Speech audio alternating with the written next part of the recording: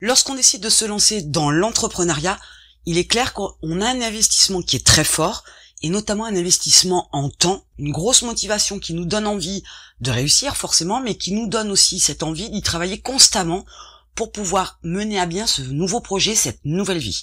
Cependant, il y a quelque chose sur lequel vous ne devez pas vous laisser embarquer, c'est la mise en place d'un planning qui fait que vous n'avez plus de vie de manière générale, vous êtes tellement impliqué dans votre projet de création d'entreprise que vous y passez beaucoup de temps et vous passez à côté de beaucoup de choses. C'est aussi un compromis, c'est aussi certains sacrifices qui sont nécessaires, mais pour autant vous avez besoin d'équilibrer votre vie d'entrepreneur pour pouvoir être efficace, pour pouvoir être productif, pour pouvoir mieux réfléchir, pour pouvoir être créatif et pouvoir aussi un peu prendre de recul sur les choses, pour pouvoir avancer, pour pouvoir mettre en place vos stratégies, pour pouvoir développer votre entreprise. Quand on a la tête dans le guidon, il y a des choses qu'on ne voit pas.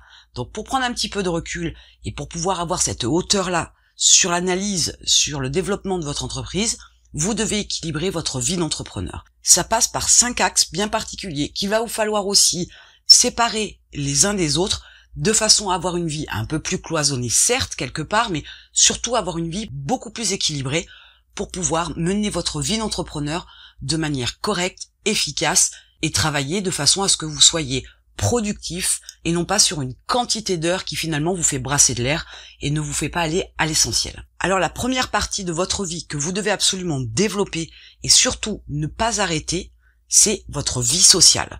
Vous devez absolument rencontrer des gens.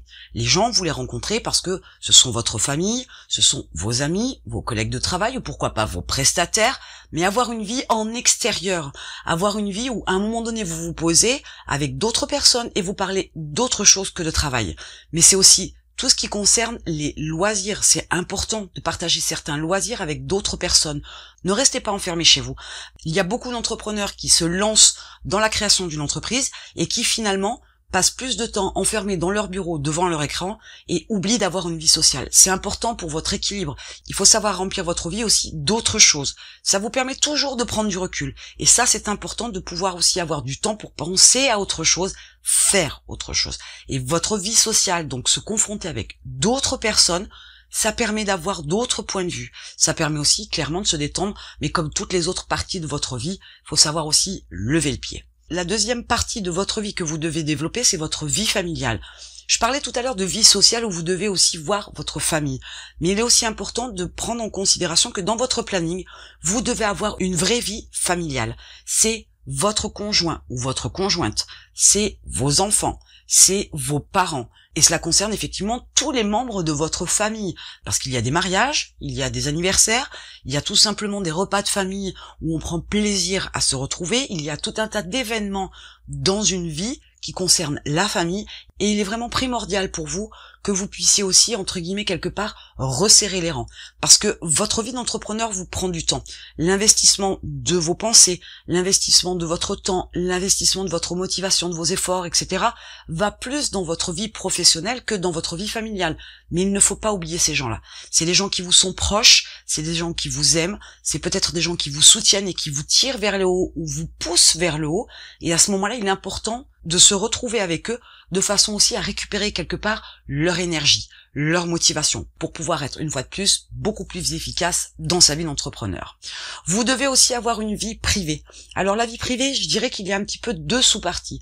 La première, il y a la vie privée qui concerne votre vie à la maison, mais aussi les petites choses que vous faites. Il y a dans cette deuxième partie toutes les choses que vous faites seul. Peut-être que vous aimez aller au cinéma tout seul, ce sont aussi vos moments à vous. Il est important aussi d'avoir cette petite bulle dans laquelle vous pouvez vous enfermer et où vous êtes seul, complètement seul, parce qu'il est important d'être face à soi-même pour faire de l'introspection, pour pouvoir se remettre en question, pour pouvoir rectifier le tir sur certaines choses. Et on ne rectifie pas le tir uniquement sur sa vie d'entrepreneur, on rectifie sa vie de manière globale et générale. Donc dans ces deux parties de la vie privée, il est très important aussi d'avoir des petits cocons, des petites bulles qui n'appartiennent qu'à vous, qui ne concernent pas que l'entrepreneur, qui concernent votre vie de manière générale. Ces moments privés, ces moments où vous êtes dans cette bulle, dans cet univers qui ne vous appartient qu'à vous, vous devez aussi profiter de moments où vous agissez, où vous vivez, où vous respirez entre guillemets seul. Ça passe aussi peut-être tout simplement par des moments où vous allez manger au restaurant tout seul. il est important aussi de savoir se faire plaisir et de se préoccuper que de soi-même. Se recentrer sur soi, ce n'est pas être égoïste, c'est aussi faire le point.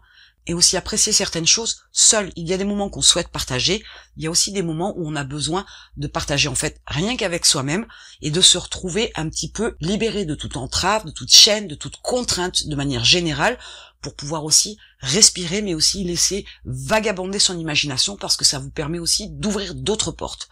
Donc il est important de privilégier aussi une certaine vie complètement privée pour pouvoir avancer de manière plus sereine, plus détendue et prendre aussi une fois de plus un certain recul. Il y a bien évidemment aussi votre vie professionnelle.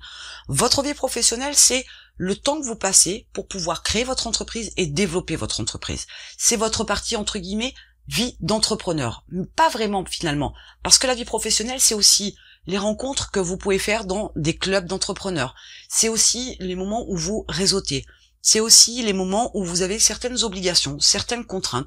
Vous devez être présent à certains événements pour pouvoir faire avancer votre entreprise. Et il y a aussi une espèce de vie sociale, quelque part, sous cet angle-là, mais il y a aussi une vraie vie de professionnel, où vous ne rencontrez que des professionnels, où vous n'avez pas particulièrement non plus affaire toujours qu'à vos clients, ou toujours qu'à vos prospects, ou toujours qu'à vos prestataires. Il y a aussi cette partie-là qui vous permet de rencontrer des gens qui ont la même vision des choses que vous, qui ont les mêmes envies que vous, les mêmes motivations, ils aspirent aux mêmes choses, ils sont sur une même base avec des objectifs grands, des objectifs sur lesquels ils travaillent. Vous allez aussi partager dans ces moments-là des petits secrets entre guillemets de professionnels, des astuces, des contacts, etc. Cette vie-là aussi fait partie de votre vie d'entrepreneur de manière globale, mais fait partie aussi de votre vie de personne à part entière. Il est important de privilégier aussi ces moments-là parce que vous avez besoin de côtoyer des gens qui sont comme vous. Je ne dis pas que votre entourage ne l'est pas, mais il y a de fortes chances que dans votre vie sociale, voire votre vie familiale, vous n'ayez pas de gens qui soient comme vous, qui soient entrepreneurs.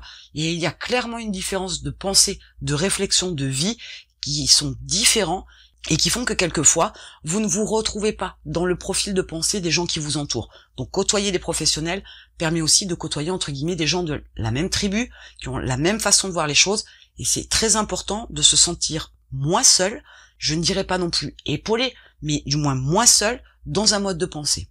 Enfin, la dernière partie sur laquelle vous devez travailler pour équilibrer votre vie d'entrepreneur, c'est votre vie intime. Il est clair que votre vie privée, d'un côté où vous êtes beaucoup plus seul, mais vous vous rapprochez aussi de votre partenaire de vie, votre vie intime a aussi son importance. C'est aussi ce qui crée un équilibre physique et psychologique, pour ne pas dire physiologique, qui est nécessaire. Tout ça n'est pas une question d'âge, tout ça n'est pas une question de vie, en couple ou pas, ça n'a pas d'importance. Votre vie intime doit être aussi épanouissante. Il est important d'avoir cette vie intime-là. Elle permet aussi de décompresser, elle permet de prendre du recul, elle permet clairement de passer à autre chose, de penser à autre chose, d'être sur une activité complètement différente qui va vous permettre de prendre du recul, d'être plus efficace, etc. On en revient toujours au même de toute façon. Ces différents morceaux de vie dans votre vie de manière globale font que vous êtes toujours plus efficace si vous savez enrichir ces 5 parties dans votre vie. Équilibrer sa vie d'entrepreneur, c'est aussi clairement savoir se détendre, profiter de la vie, être capable de se recharger en énergie, avoir d'autres sources d'inspiration, avoir d'autres sources de réflexion, avoir d'autres angles de vision.